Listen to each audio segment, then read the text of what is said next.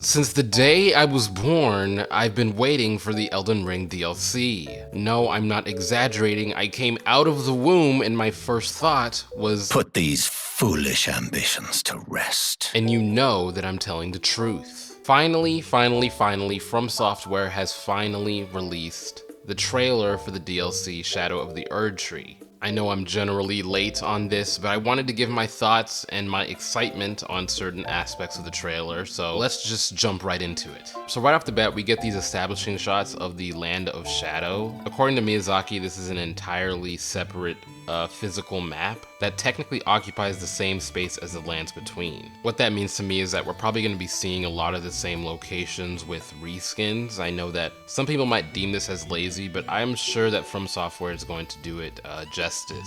It's possible that this could be a mirror dimension that the Erdtree occupies as the center, or maybe it's under the map, maybe it's under the Erdtree. The shots of the deformed roots of the Erdtree look amazing. That one shot of the fire pillar as you walk up it looks really cool as well. I don't know what dungeon this is, but I'm sure it's going to be fun and dangerous. And another establishing shot that I really enjoyed looking at was this blue flower glowing field that you're running in or fighting in, I guess. Really pretty all around. I'm excited to explore some new lands. Moving on to the bosses, I'm sure that we all really came to see what bosses they had in store for us. One of the biggest ones of note is this Messamir the Impaler, I think that's how you pronounce it, who eerily looks a lot like Millennia. I'm sure that this is going to play a big factor into the story. I wonder if we're gonna get a cameo to or a nod to, hey, you killed my family member. There's also this other huge pot of coal or whatever the hell this thing is that looks really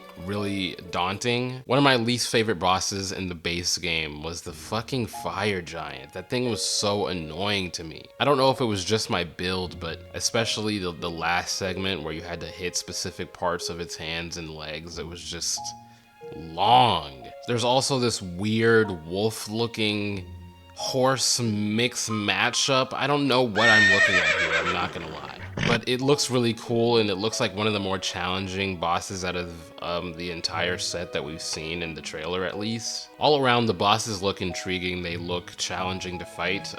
Considering the price of this DLC and what Miyazaki has said, we're basically looking at a whole new set of bosses in a smaller scaled world space that rivals that of the base game itself, which is very exciting. In addition to the new world space and bosses, Miyazaki has also said that we're going to get new dungeons, small scaled and larger scaled, as well as new enemy types, new weapons, armor, and equipment, as well as spells. I really wanted to touch on this $40 price range for the DLC. I know I've heard people complaining about that being too high of a price, too high of a receipt, but I'm not gonna lie, the way that they do DLC in FromSoft is just different. We've been conditioned as modern day game consumers to think DLC equals trash, basically. You look at the DLC for games like Call of Duty, and that is the bar that has been set for the entire industry. These cheaply made, rush out of development pieces of shit that could have literally just been included in the base game and it wouldn't have made any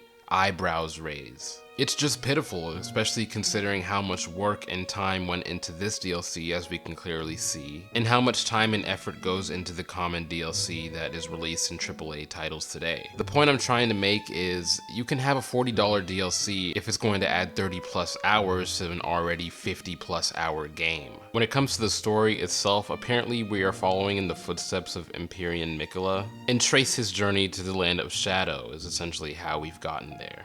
The bosses and characters that we'll be speaking to and fighting are apparently also following Mikola in that same journey, but have ulterior motives that contradict what we're trying to do. It basically sounds like some typical From Software lore and establishment to get us to basically kill demigods. That's really what we're here to do. I'm wondering how this is going to tie into the base game story and where it ended off. I'm curious if we as a character are going to end off in a different location or in a different situation as we ended off, being crowned as the Elden Lord. And I'm really curious to see if we're going to get any new friendly DLC characters, as I think those are some of the greatest people to run into in this game. I don't know, there's something special about finding a friendly NPC in a game like this, filled with enemy NPCs. NPCs. Overall, I am very, very excited. I have been waiting for this DLC eagerly since the day I finished the base game. I would even go as far as to say this is the most anticipated thing I've waited for in the gaming industry for a while. I mean,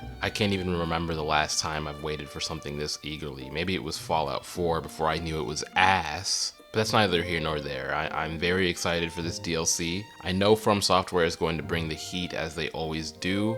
And let me know the things I may have missed or some other really cool things coming for us in this DLC as well. Thank you for watching. If you liked the video, like the video. Subscribe if you want to subscribe. I post videos every Sunday. While you're at it, hit the thanks button and buy me a coffee. It helps support the channel. And I'll see you next week. Fade out time, Elden Ring. Oh my gosh. I remember being 2 years old and begging for my parents to buy Elden Ring. You know, I do remember that day.